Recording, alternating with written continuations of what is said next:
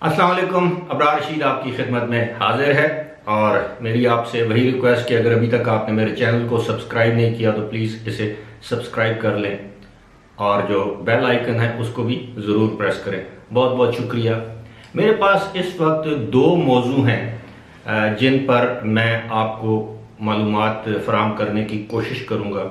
दोनों इम्पॉर्टेंट मौजू हैं इस हवाले से कि एक तो ये है कि पहला मौजू तो ये है कि यूएई की गवर्नमेंट ने, ख़ास तौर पर मैं दुबई की गवर्नमेंट की बात करूंगा, दुबई की गवर्नमेंट ने ये ऐलान किया है कि वो लोग जो यूएई से या दुबई से बाहर थे, अपने मुल्क में थे और कोरोना वायरस की वजह से फ़्लाइट्स जब बंद थी वो अपने अपने मुल्क में फंस कर रह गए थे और 6 माह से ज़्यादा अरसा गुजर चुका है जिनका, वो उनके हवाले से उनकी नई पॉलिसी का उन्होंने ऐलान किया है। दूसरी खबर जो है वो ये है, या दूसरा मौजू ये है कि वो फैमिलीज़, वो ख़वातीन जिनके हस्बैंड जो हैं वो यूएई में हैं, उनके बच्चे पाकिस्तान में हैं, बीवी पाकिस्तान में है, डिपेंडेंट वालदा या वालिद वालदैन पाकिस्तान में हैं और उनके पास रेजिडेंस वीज़ा नहीं है, अगर था तो एक्सपायर हो चुका है, वो अब क्या करें। इन दोनों मौजूआत पर मैं रोशनी डालूंगा और मुझे उम्मीद है कि आप लोगों के जहनों में जो शकूक व शुबहात थे या जो इबहाम है वो दूर हो जाएगा।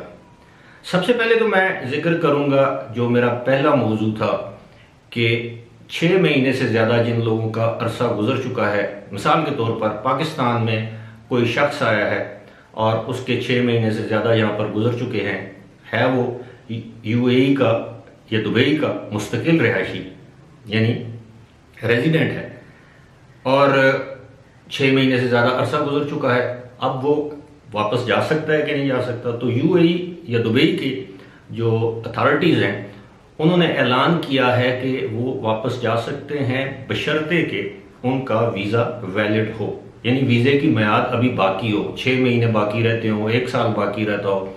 बेशक आपके अपने मुल्क में 6 महीने से ज़्यादा अरसा गुजार चुके हैं या गुजर चुका है। इस हवाले से एक जो ख़ास चीज़ है वो ये है कि आपको फिर भी GDRFA से अप्रूवल लेना पड़ेगी और उस अप्रूवल के बाद आप वापस जा सकते हैं। अक्सर ये भी देखा गया है कि आप अप्रूवल के लिए अप्लाई करते हैं तो आपकी अप्रूवल रिजेक्ट हो जाती है अगर 6 महीने से ज़्यादा अरसा आपका गुजर चुका है, लेकिन उसके लिए उन्होंने कहा है कि आप उनकी वेबसाइट पे, उनके लिंक पे जाएं, यानी GDRFA के लिंक पे जाएं, आप वहाँ पे अपनी शिकायत दर्ज करें। उन्हीं के वेबसाइट पे एक नंबर भी है, आप किसी भी दूसरे मुल्क से उस नंबर पर कॉल करके अपनी शिकायत रजिस्टर करवा सकते हैं और बता सकते हैं कि जी मेरा वीज़ा तो वैलिड है लेकिन मुझे अप्रूवल नहीं मिल रही क्योंकि मैं 6 महीने से ज़्यादा अरसा गुजार चुका है, तो आपकी शिकायत का अजाला किया जाएगा। मैं एक मरतबा फिर ये इस बात को दोहराता चलूँ कि ये सहूलत उन लोगों के लिए है जो कि दुबई के मुस्तकिल रहायशी हैं। ये शारजा या अबूधाबी, अजमान, फुजैरा, रास अल खैमा वगैरह के जो लोग हैं, रहायशी हैं, ये उनके लिए ये सहूलत नहीं है। ये सिर्फ दुबई हुकूमत ने इस सहूलत का ऐलान किया है। अब आते हैं जो बड़ा अहम इशू है उन लोगों के लिए जो खुद तो यूएई में हैं और उनके बच्चे, उनकी बीवियां, उनके डिपेंडेंट वालिदैन पाकिस्तान में हैं, यहाँ पर आए और उनका रेजिडेंस वीज़ा एक्सपायर हो गया, या वो लोग जो जिस कंपनी के ज़रिए उनका रेजिडेंस वीज़ा लगा था उस कंपनी ने उनका वीज़ा कैंसिल कर दिया, अब उन्होंने दोबारा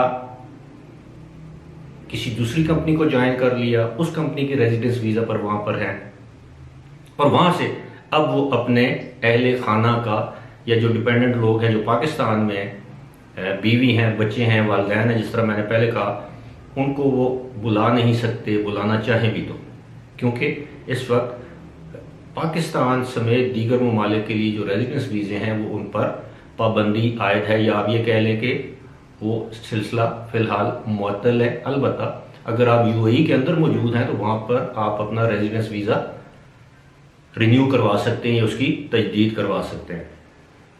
अब सूरत हाल ये है मुझसे बहुत सी ख़वातीन ने सवालात किए हैं थ्रू ईमेल, और मैं ईमेल पे जो इस तरह के लोग होते हैं मैं उनको अपना पर्सनल व्हाट्सएप भी दे देता हूँ कि अगर उनको कोई ज़रूरी, बाज़ औक़ात कुछ लोग ऐसे हैं कि अपनी ईमेल में वो अपनी जो उनकी मुश्किल है या जो उनका प्रॉब्लम है, जो इशू है, उसको वो सही तरह बयान नहीं कर सकते। तो ज़रूरी नहीं है कि आप अंग्रेज़ी में मुझे ईमेल करें, आप मुझे उर्दू में ईमेल कर दें तो मैं ज़्यादा बेहतर तौर पे समझ सकता हूँ। मैं ये नहीं कहता कि आपकी अंग्रेज़ी गलत है, लेकिन मुझे समझने में बाज़ औक़ात दिक्कत होती है जिस तरह के आपके सवालात होते हैं। इसलिए मैं आपको जब अपना ईमेल वालों को मैं अपना व्हाट्सएप नंबर जब मैं देता हूं तो मेरा मकसद ये होता है कि आप मुझे अपना वॉइस नोट या वॉइस मैसेज भेज दें कि आपका असल इशू है क्या। अब मिसाल देता हूं, एक खातून है, उन्होंने मुझे कहा है कि मैं उनकी रहनुमाई करूं कि उनके 2 बच्चे हैं और वो पाकिस्तान में हैं। मैं ऑब्वियसली मैं उनका नाम नहीं लूँगा, लेकिन वो पेशावर में मुकीम है। शायद उनके हस्बैंड शायद अबू धाबी में है और उनका जो साबका जो रेजिडेंस वीज़ा था वो कैंसिल हो चुका है, यानी जो पाकिस्तान में जो खातून है उनका और उनके 2 बच्चों का। अब वो मुझसे पूछती हैं कि क्या वो विजिट वीज़ा पर वहाँ पे जा सकती हैं। तो आप बिल्कुल, मैं आपको ऑनेस्टली बता रहा हूँ कि आप जा सकती हैं, 1 महीने के लिए जाएं। आजकल तो 30 डेज का वीज़ा मिल रहा है। अब मुझे ये मालूम नहीं कि कम से कम बच्चों के साथ एक अकेली खातून को विजिट वीज़ा दिया जा सकता है या दिया जाएगा या नहीं, क्योंकि आजकल विजिट वीज़ा जारी करने में भी वो काफ़ी ज़्यादा तहकीक करते हैं कि आया ये शख्स पहले वहाँ पे गया है, रेजिडेंट था नहीं था, क्योंकि उनके कंप्यूटर में आपके पासपोर्ट के ज़रिए तमाम आपके कवायद उनके कंप्यूटर में मौजूद होते हैं और वो सामने आ जाते हैं। तो अगर उन्होंने ये समझा कि आप यहाँ से जाकर वहाँ पर जो है वो ओवरस्टे कर सकती हैं, मैं इन खातून से मुखातब हूँ, तो फिर जाहिर है वो आपको वीज़ा इशू नहीं करेंगे। अगर आप ये रिस्क लेना चाहती हैं और वहाँ पर आप समझती हैं अगर एक दफ़ा आप पहुँच जाएं तो आपके हस्बैंड आपके बिहाफ पर वहाँ पर आपका रेजिडेंस वीज़े के लिए अप्लाई कर सकते हैं, स्टेटस चेंज के लिए अप्लाई कर सकते हैं, तो फिर तो आप ज़रूर जाएं। वीज़े के लिए अप्लाई करने में कोई हर्ज नहीं है, उसकी जो फीस है वो आपको अदा करना पड़ेगी। आपके बच्चों के पासपोर्ट अगर बने हुए हैं तो जाहिर है अगर पहले रेजिडेंस वीज़ा था तो बने होंगे। आप इस तरह करें कि आप एक ट्राई के तौर पर तकरीबन 18,000 रुपये आजकल लगते हैं एक वीज़े पे। ये मैं तकरीबन बता रहा हूँ, कुछ एजेंट्स से ज़्यादा भी लेते हैं, शायद कुछ कम भी लेते होंगे। तो आप देख लें कि 18,000 आपके हो गए, 18,000 आप फी बच्चा, आपके 2 बच्चों के 36,000 हो गए और आपके 18,000 हो गए। तो आप ये पे करें, विजिट वीज़े के लिए अप्लाई करें। अगर आपको मिलता है तो आप अपना कोरोना वायरस का टेस्ट करवाएं, वो अगर नेगेटिव आता है तो आप वहाँ पे जा सकती हैं। लेकिन अगर आपने वहाँ से दुबई लैंड करके अबू धाबी जाना है तो आपको एक मरतबा फिर एक तो दुबई एयरपोर्ट पर आपको टेस्ट करवाना पड़ेगा, फिर उसके 48 घंटे के अंदर अंदर आपको अबू धाबी जाना पड़ेगा। अबू धाबी जाके आपको दोबारा टेस्ट करवाना पड़ेगा, वहां पर 14 दिन आपको क्वारंटीन में रहना पड़ेगा।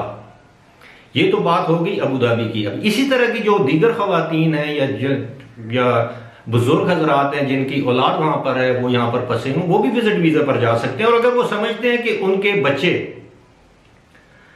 या जो खवातीन हैं उनके हस्बैंड वहां पे उनके वीजे का स्टेटस चेंज करवा सकते हैं, तो आप विजिट वीजा लेकर जा सकते हैं। विजिट वीजे पर कोई पाबंदी नहीं है। अलबत्ता ये उनकी सवाबदीद है कि वो किसको विजिट वीजा देते हैं, किसको नहीं देते।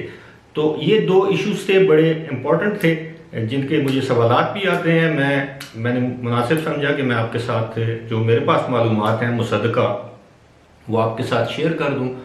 उम्मीद है आपके जो जहनों में इब्हाम थे वो दूर हो गए होंगे और मैंने आपको जो इन्फॉर्मेशन दी है आपके लिए मुफीद साबित होगी। फिलहाल इसी के साथ मुझे दीजिए इजाज़त। खुदा हाफिज़।